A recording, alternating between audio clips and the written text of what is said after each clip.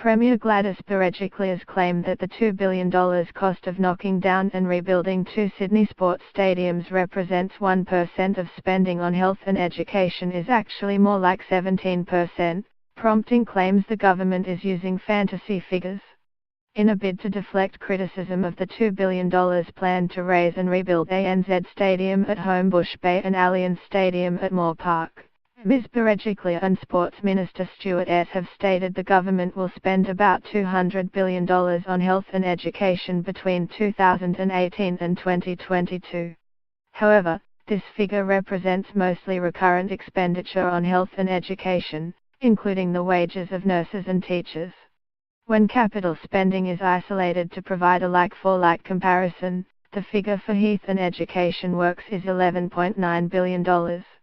This means that the $2 billion to rebuild Allianz and ANZ represents 16.8% of the health and education capital budget across the forward estimates to 2020-21.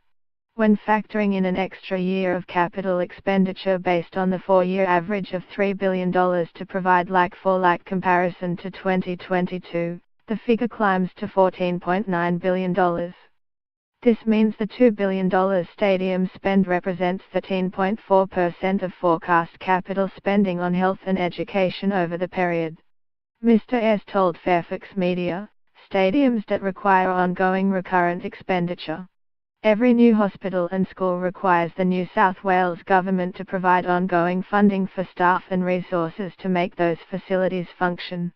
If you compare stadium investment with both recurrent and capital expenditure, then you are comparing an operational stadium with an empty school or hospital." But Shadow Treasurer Ryan Park accused Ms. Berejiklian and Mr. Ayres of relying on fantasy figures to shore up their flimsy argument. To include the salaries of teachers and nurses to inflate their figures is frankly pathetic and shows how desperate they are to prop up a decision they know is toxic, he said.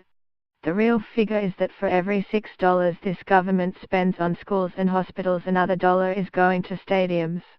That's a ratio they are desperate to keep hidden from the public because it will only inflame public opinion against them. The Premier will forever be known as the Premier who knowingly stole from our hospitals and schools to give to stadiums.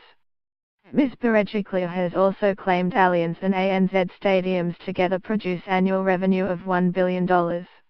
She said this meant that over 2 years were paying back their cost. Asked to provide the research underpinning this claim, Mr. Ayres did not directly address the question.